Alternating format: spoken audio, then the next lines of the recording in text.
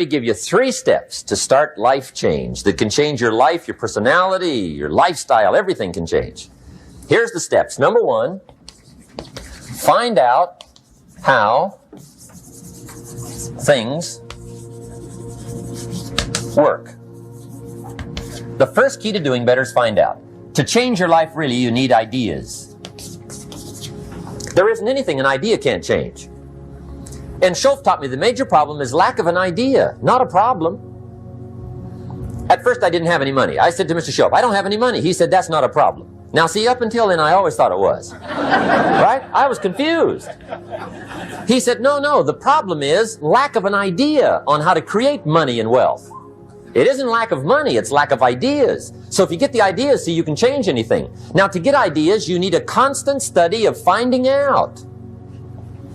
Now, Schoaf also said, when you find out something that works, put the information in your journal. Don't use your head for a filing cabinet. Put it in your journal so that you can do the next best thing. Repetition, repetition, repetition. Go over it. And if you repeat it, go over it, sure enough, someday, some mysterious day, the idea takes root, starts to grow, and shows up in your bank account, and your dress, and your personality, and your lifestyle. But capture the ideas in your journal. Find out how things work. Schoaf gave me this word for my life change. He said, study. Great word. If you wish to be successful, study success. If you wish to be happy, study happiness. If you wish to be wealthy, study wealth. Don't leave it to chance. Make it a study. Some people just go through the day with their fingers crossed. See, that won't do it.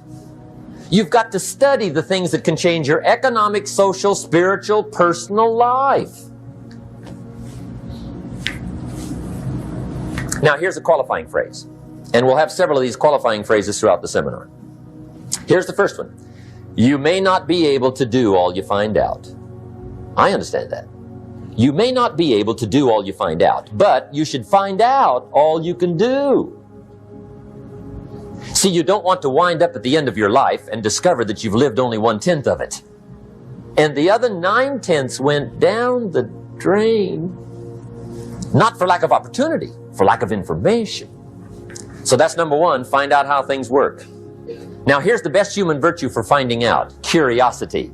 Make a note of that. Curiosity. Be curious.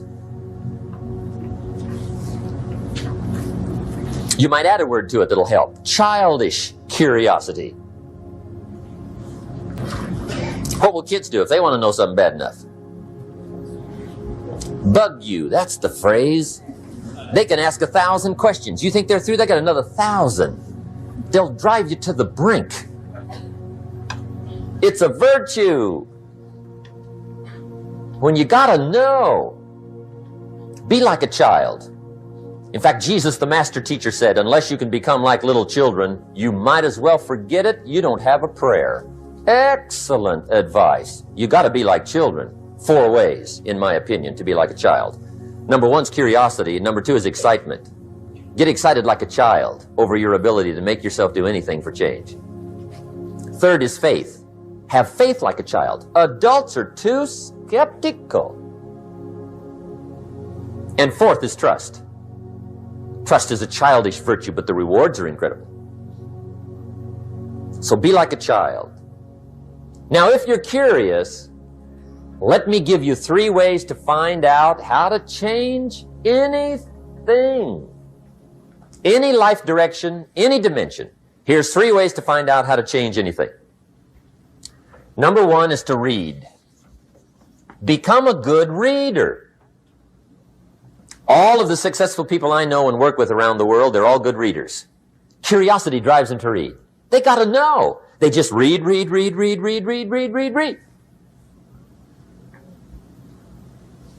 Become a good reader.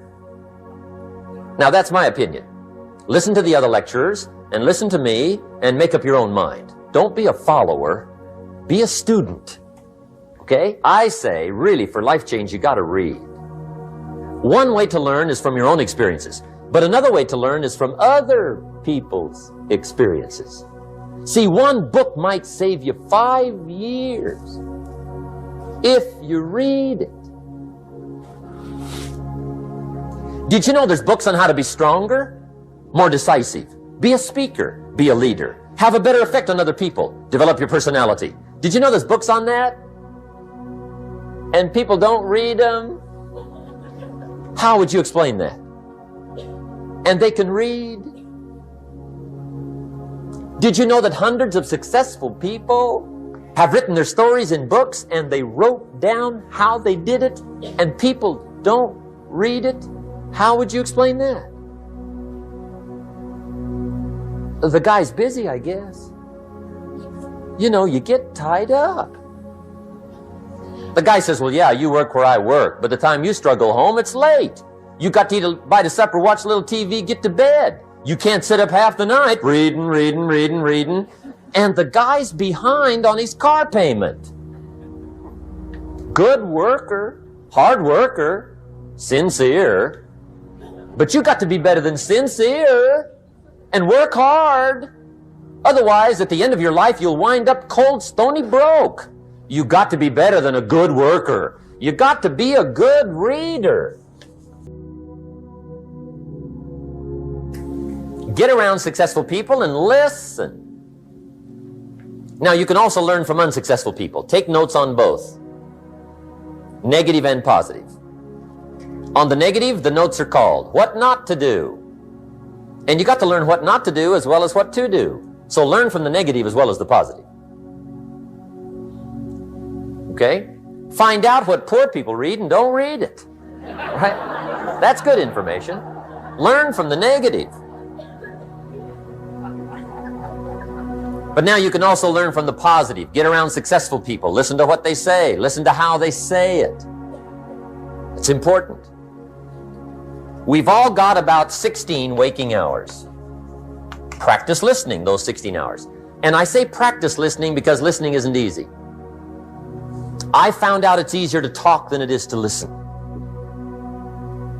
But if you will practice listening the 16 hours you're awake, sure enough, from surprising sources comes great ideas. In sales training we teach, if you want to learn sales, listen to the kids.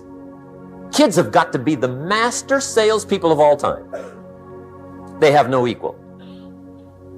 Father tells his young son, no, you cannot have an ice cream cone. 30 minutes later, he's licking on one. That'd be 30 minutes worth listening to. They got moves you wouldn't believe.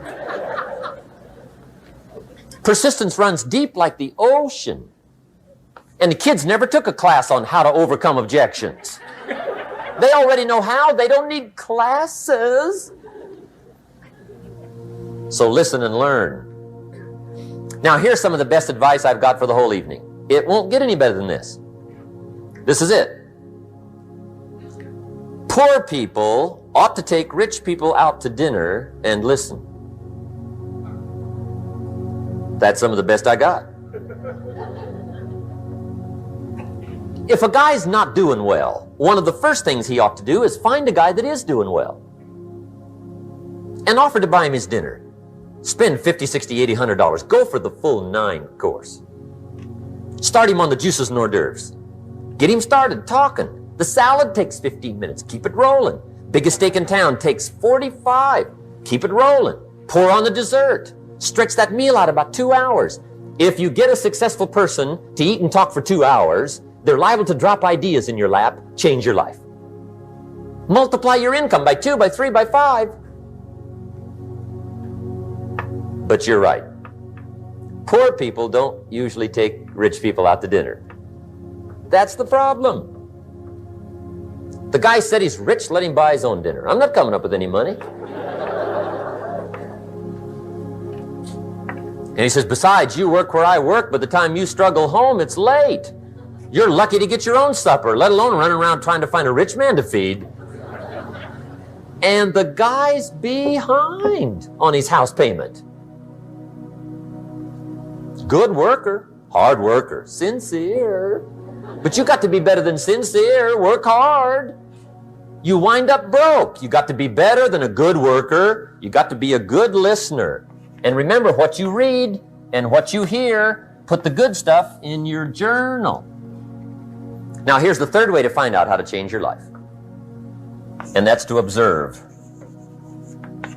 You can pick up a lot of ideas just by watching. Get around successful people and watch.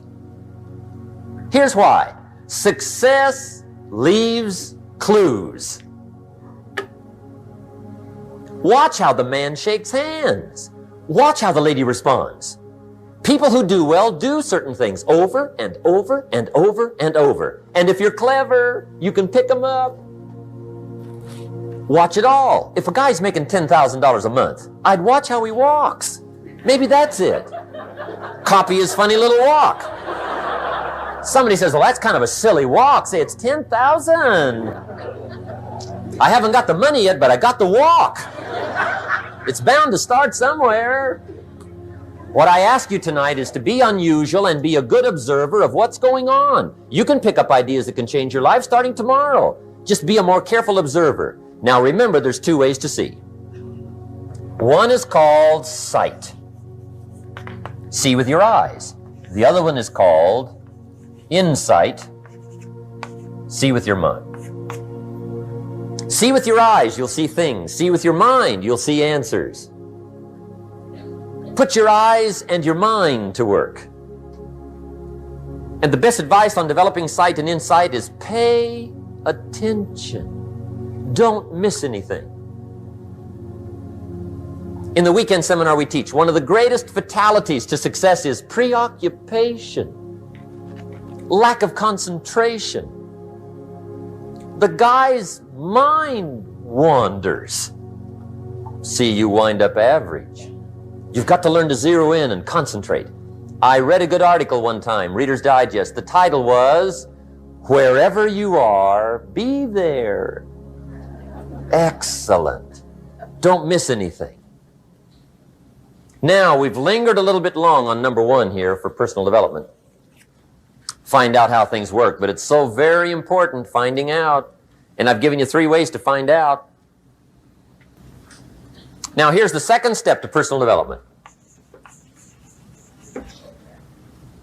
Okay, number 1 was find out how things work. Here's number 2, go to work.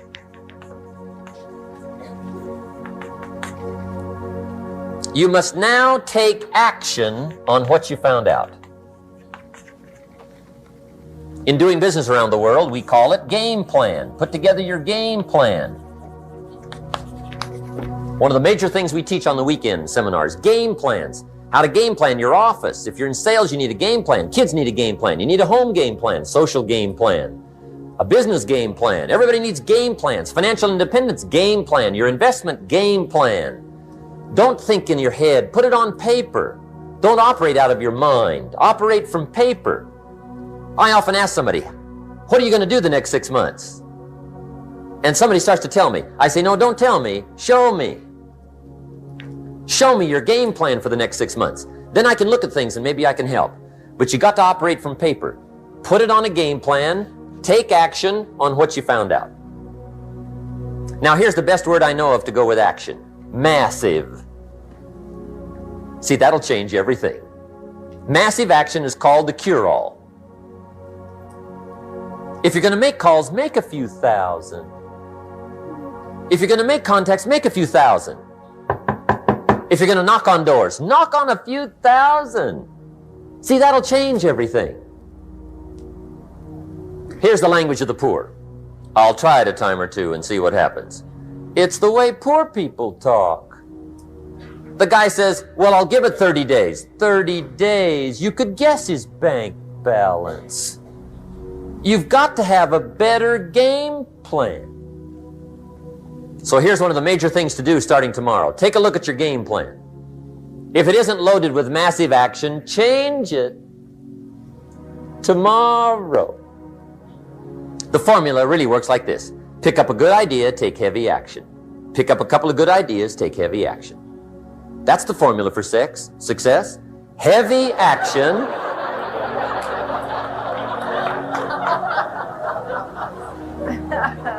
It's a good thing we can edit all this, right?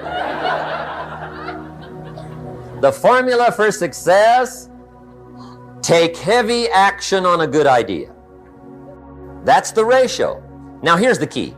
Don't wait till you've learned 2,000 or 3,000 things, because that way you'll use up all the time. And you could wind up smart and broke. And hey, it's okay to be dumb and broke. But if a guy's smart and broke, that's pitiful. Don't let your learning lead to knowledge. You'll become a fool. Let your learning lead to action. You can become wealthy. And there's many kinds of wealth. I understand that. Not just money. Money's one of the least of all values. I know some people with a lot of money that are very poor. Evita sings, as for fortune and as for fame, they are illusions. They're not the solutions they promised to be. So there's all kinds of wealth, but to get a big share coming your way, you've got to have a heavy action game plan. Now here's the third step to personal development, and we'll wrap up personal development. Step number 3, it's just a little caution, and all through life we need little cautions. This one simply says, don't try to beat the system. Find out how it works, work it, but don't try to beat it. Some people learn just enough to start slicing it, shading it, thinning it, cutting corners, and looking for cheap answers. See, don't fall for that. You'll wind up with a cheap life. Find out how it works best and do it that way. Even though it seems to take a little longer, do it right. Don't compromise with right. Now, under this step, here's another key. Be a quick learner. Don't let it take long to teach you.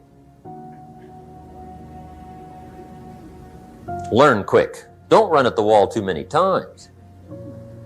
Learn quicker. One guy said he broke his nose 7 times in the same place. Somebody says, looks like you'd stay out of that place. Learn quicker. Now, the third point here is don't be stubborn. See, some people won't change even when a better way comes. They say, well, I've been doing it this way 30 years. Hey, be ready for change. If it's a better way, go for it. But don't try to beat it. Or you'll be like the guy that went to Las Vegas. He didn't have much money, so he didn't want to risk his money gambling. But he gets to Las Vegas and the jackpot bells are ringing, the money's flowing, the lights are flashing, and he can't help himself. He's got to gamble. But instead of gambling with his cash, he decides to play the mental gambling game. And the brilliant scheme he worked out goes like this. He'd pick a number like number 3. Mentally, he would bet a certain amount of money on the number. And whether it won or lost, he would jot down that amount in his little pad. I would have won $5 if I'd have made that bet. Just keep track of it, win or lose. That way, come midnight, he can calculate how he's doing, win or loser, how much, only not his money. Keep his money. Just play this mental gambling game. So here he is around the gambling table, everybody else shelling out their hard-earned cash. He's got this brilliant scheme. Instead of betting with his money, he's betting with his mind, and he lost his mind.